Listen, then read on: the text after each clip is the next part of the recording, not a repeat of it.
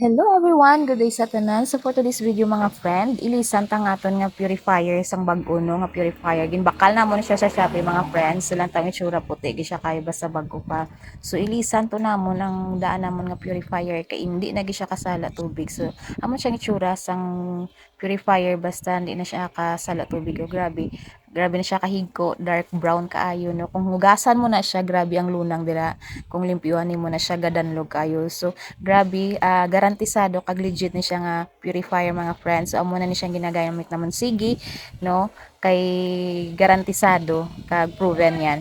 So muna siya no giilisan namon, simbol na namon na kag ilisan namon sang bag-o, kag gintakod na namon siya sa gripo, dali lang gid siya mga friend ya simbol.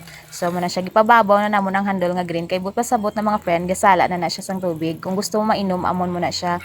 Pero kung gusto mo hugas pinggan ipadalo mo ng handle nga green, no? Wala na siya ginasala. No, kung ibalik mo na siya sa babaw, pagkasabot, aga filter na siya sang tubig.